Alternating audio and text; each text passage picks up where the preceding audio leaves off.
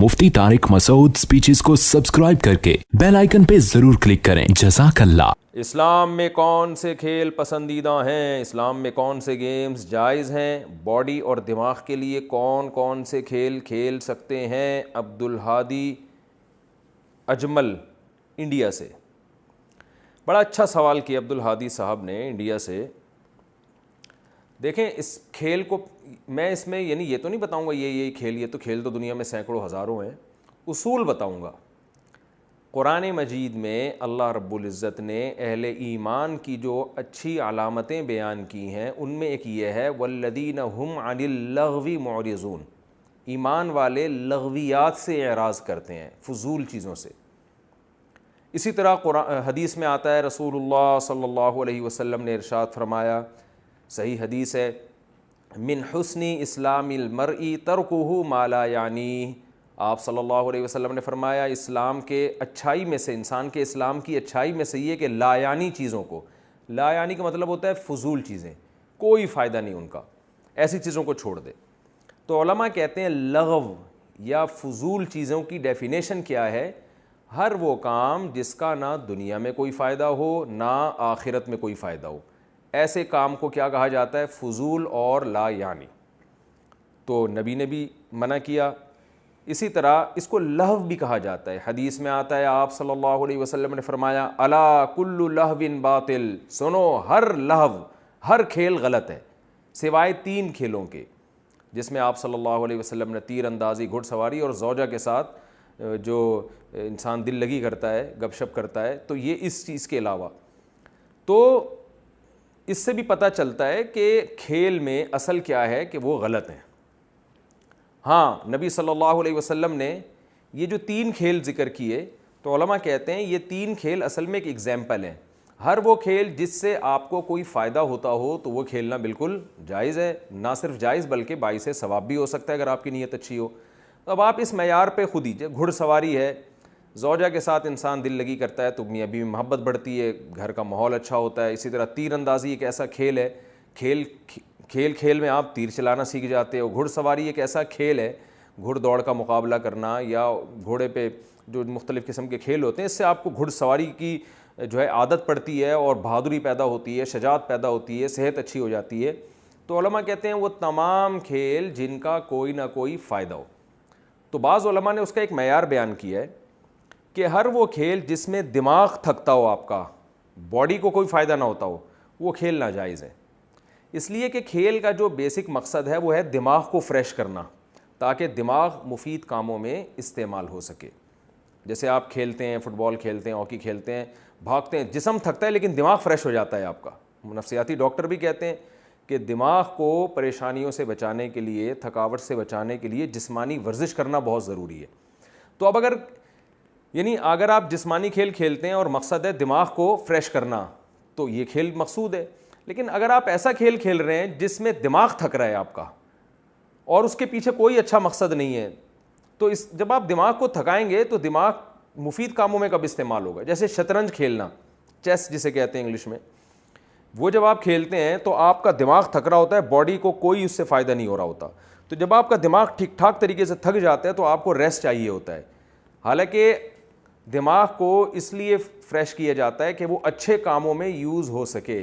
आपने शतरंज में ही थका दिया उसको तो अब वो अच्छे कामों में थोड़ी यूज़ होगा, वो तो खुद आप एक उसको आपने टेंशन में डाल दिया है।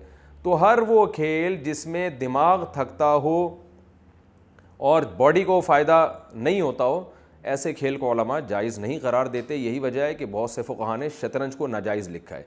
हाँ, उन लोगों के लिए शतरंज खेलने की गुंजाइश दी है बाज़ फुक़हा ने जिनको आगे जंगें लड़नी है और उनको दुश्मन की चालें समझनी है और इस लिहाज से अपने दिमाग को तैयार करना है। आगे उनका एक बड़ा मकसद है, क्योंकि शतरंज में आप बहुत ज़्यादा चालें चलते हैं। तो इस बेस पे कि आप कोई फ़ौज का कमांडर हो जिसको जनाब दूसरे मुल्कों पे लड़ाई करनी हो, कब्ज़ा करना हो और उस दुश्मन की चालें समझनी हो, ऐसे शख्स के लिए तो शतरंज की गुंजाइश होगी। एक नॉर्मल लोग जो बैठे होते हैं शतरंज के आगे और घंटों घंटों खेलते रहते हैं, सिवाय टाइम वेस्टिंग के कुछ भी हासिल नहीं होता, दिमाग की ख़राबी के कुछ भी हासिल नहीं होता, इनके लिए बिल्कुल जायज़ नहीं है। तो खुलासा कलाम का ये निकला कि वो खेल जिसमें आपकी जिस्मानी वर्जिश होती हो वो खेल बिल्कुल जायज़ हैं, बल्कि आप उसमें नीयत अगर अच्छी रखें कि मेरी सेहत अच्छी हो जाएगी ताकि मैं इस सेहत को अच्छे कामों में इस्तेमाल कर सकूँगा, تو جائز نہیں بلکہ ثواب بھی ہے. کچھ کھیل ایسے ہوتے ہیں جن میں دماغ بے مقصد استعمال ہو رہا ہوتا ہے اور اس سے باڈی کو کوئی فائدہ نہیں ہوتا, دماغ کو بلا وجہ تھکایا جا رہا ہوتا ہے, وہ ناجائز ہیں. اور ایک تیسرے درجے کے بھی کھیل ہیں جس میں نہ دماغ استعمال ہوتا ہے نہ باڈی استعمال ہوتی ہے, جیسے لوڈو کھیلتے ہیں, کیرم بورڈ ہے, اس میں نہ آپ کا کوئی دماغ استعمال ہو رہا ہے. لوڈو میں تو چھکا پھینکا تو چھکا آ گیا تو چھکا ہے, چوکا آ گیا تو چھکا, اس میں کوئی کھوپڑی تو استعمال ہوتی نہیں ہے اور نہ آپ کی کوئی ایکسرسائز ہو رہی ہے. تو ایسے کھیل اس میں اگر اچھا مقصد ہو تو اس کی کو اپریشیٹ کیا جائے گا. جیسے گھر میں آپ بچوں کے ساتھ بیٹھ کے ابا کھیلنا شروع کر دیں تو ایک گیدرنگ ہو جاتی ہے, بچوں کے ساتھ محبت ہو جاتی ہے, میاں بیوی کھیل رہے ہیں آپس میں, یا بہن بھائی آپس میں بچپن میں لوڈو موڈو کھیل رہے ہیں تو آپس میں تھوڑا سا اچھا خوش ہو جاتے ہیں وہ, تو وہاں تھوڑا بہت اس کو اپریشیٹ کیا جائے گا, بھائی چلو اچھا ہلا گلا تھوڑا سا بچوں میں ہو جاتا ہے, تھوڑا خوش ہو جاتے ہیں. اور اگر اس کا کوئی مقصد نہیں ہے, ٹائم ویسٹنگ کے علاوہ کچھ بھی نہیں, بڑے بڑے لوگوں کو دیکھا ہے لوڈو کھیل رہے ہوتے ہیں بیٹھ کے کئی گھنٹے, تو یا جوا لگا کے کھیل رہے ہیں, تو ایسی صورت میں اس کی حوصلہ شکنی کی جائے گی. تو خلاصہ کلام کھیل 3 قسم کے ہیں. ایک وہ جو بالکل ناجائز ہیں, یہ وہ ہیں جن میں صرف دماغ کو بے مقصد تھکایا جاتا ہے, دماغ جیسے مفید باڈی کا ایک پارٹ ہے, اس کو بلا وجہ تھکا کے آپ کسی کام کا چھوڑتے نہیں ہو, تو یہ والے کھیل بالکل ناجائز ہیں. ایک وہ جس میں آپ کا دماغ بالکل استعمال نہیں ہوتا, ایکسرسائز آپ کی ٹھیک ٹھاک طریقے سے, بالکل استعمال نہ ہونے کا مطلب یعنی تھکتا نہیں ہے دماغ, بولے دنیا میں کوئی ایسا کام ہے نہیں جس میں دماغ بالکل استعمال نہ ہوتا ہو, تو تھکتا نہیں ہے آپ کا دماغ بلکہ اور فریش ہو جاتا ہے, اور باڈی بہت آپ کی تھکتی ہے, تو یہ جسمانی فائدہ ہے, یہ کھیل مستحب ہیں, بلکہ میں سمجھتا ہوں اس زمانے میں شاید یہ واجب ہیں, کیونکہ جو لوگ جسمانی ایکسرسائز نہیں کرتے وہ تو اپنی صحتوں کو بیڑا غرق کر رہے ہیں.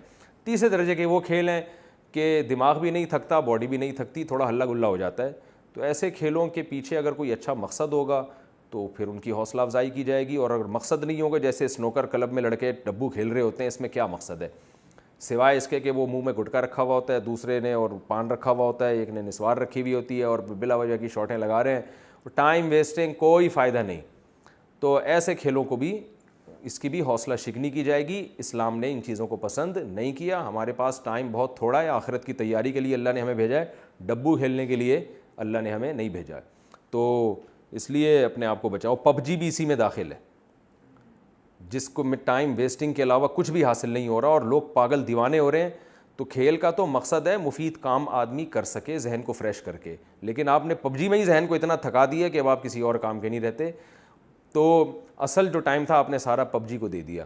تو اس لیے ان کھیلوں کی کبھی بھی حوصلہ افزائی نہیں کی جائے گی. والدین پر لازم ہے کہ اپنے بچوں کی نگرانی کریں اور اس قسم کی ایکٹیویٹیز سے ان کو روکیں تاکہ وہ قوم کے لیے ایک مفید فرد ثابت ہوں اور اپنی زندگی کو اچھے کاموں میں استعمال کر سکیں.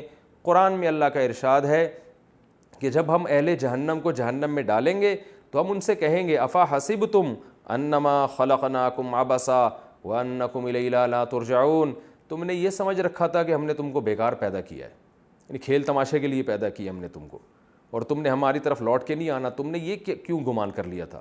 تو بھائی ہمیں ایک مقصد کے لیے پیدا کیا گیا, وہ اللہ کی رضا ہے, تو اسی مقصد کو سامنے رکھ کے زندگی گزارنی ہے.